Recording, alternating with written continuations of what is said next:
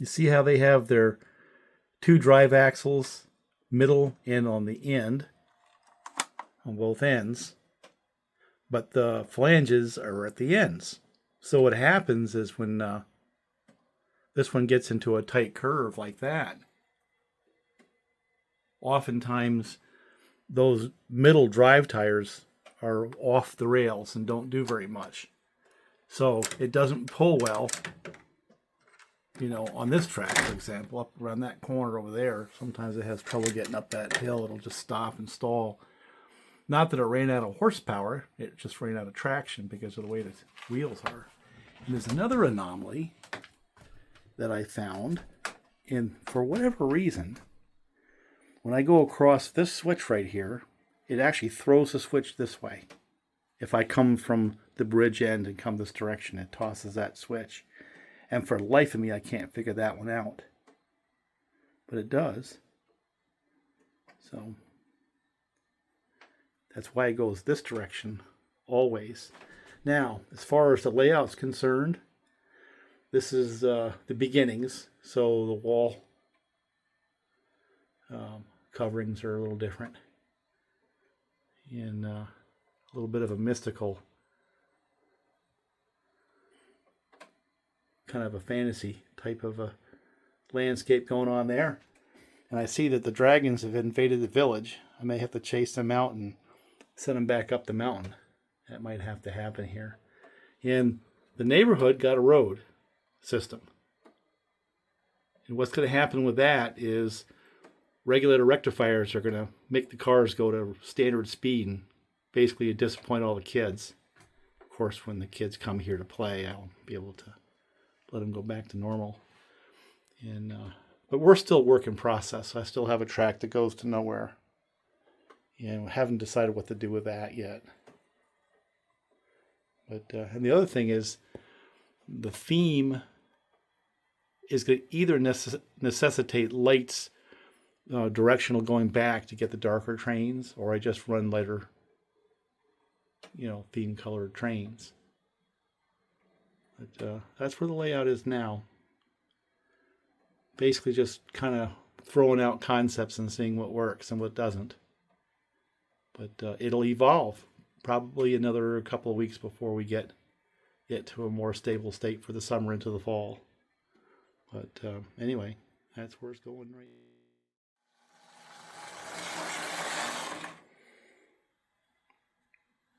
Well, here's that 400 Bud car that I got at the local train store. And I haven't put together the video yet, but we tore it apart and cleaned the powered trucks and greased it and all that. And actually was in very good shape, for all the years this thing's been around. And I think the hardest part was chiseling out the grease that was just like almost like a Coke on there. It was on there real hard.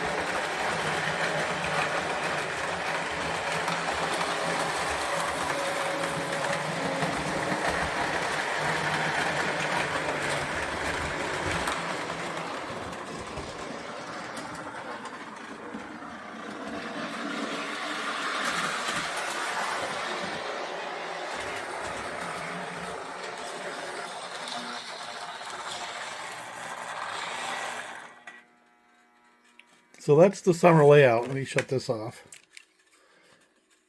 Progress to this point in time. And I just feel the need to run this Lionel ALCO PA.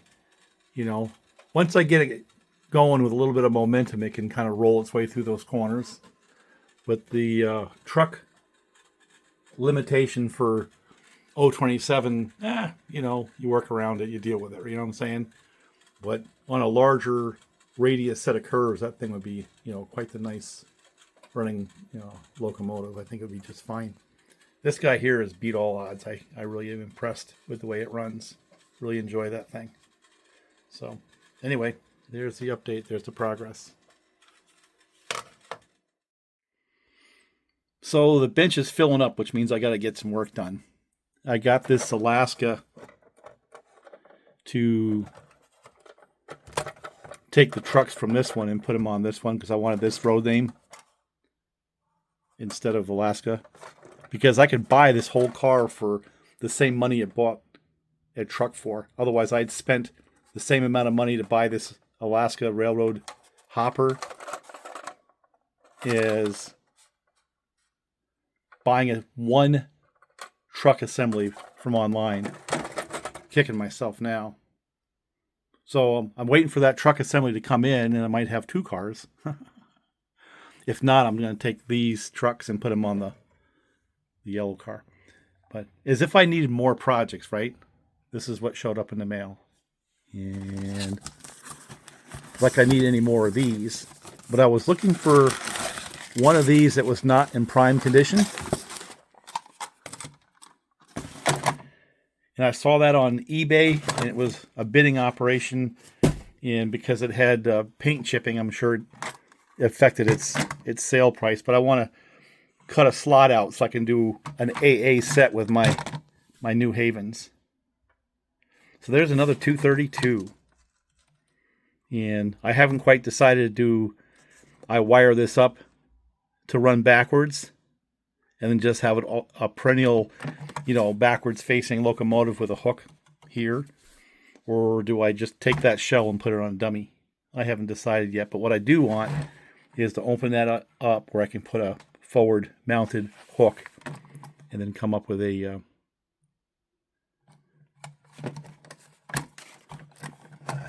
orange AA. But now I'm just curious. I really don't care if it runs or not, you know what I'm saying? You know, based on what its mission was. But now I'm curious, does it run? Does that run? We're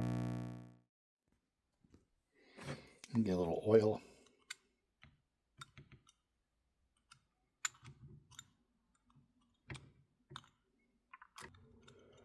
These are just rugged little beasts. Let me get those pinion gears really well lubed up. That's the weak point on these.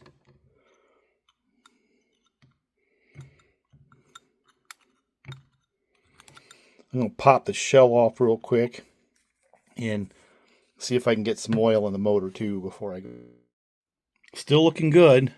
One brush is worn quite a bit. The other one's not. That's always unusual if you see something like that. Get some oil on that. Oftentimes I'm going to have to put the camera down. I can sneak into here. Yeah, I can do it right here. And get some oil on the bottom bearing of that motor on these open frame pull mores like that. So, don't know if the light works. It looks like the filament is broken, so it probably does not. We're going to put it on the track anyway. And then if I need to do more, I'll do another video. Let me check these wires.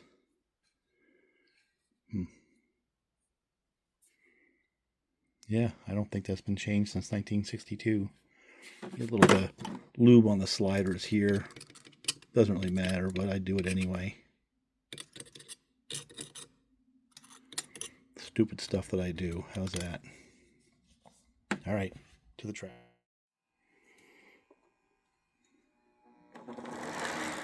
Oh, wow. Huh.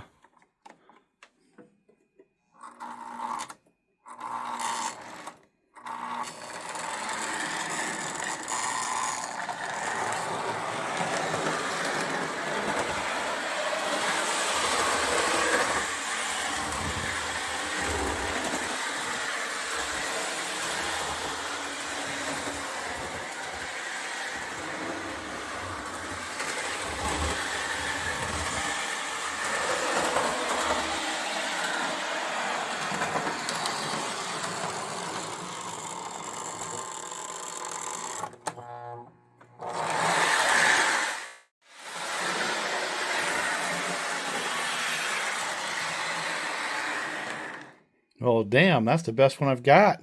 The way it runs. I think this makes number 4 of these things.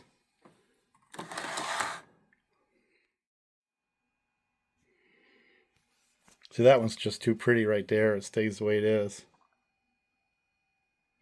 You know? That one there is worse, so maybe this is the one I cut the front out of.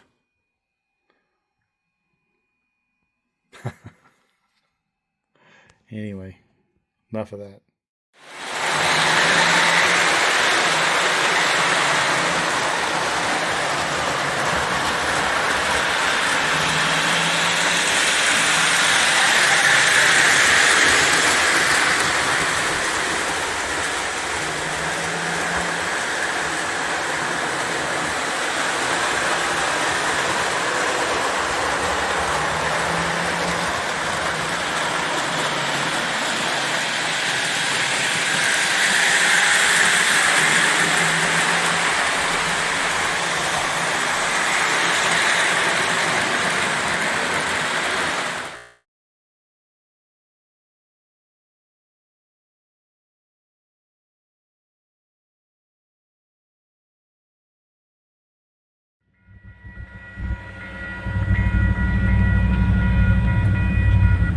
This is Cortland.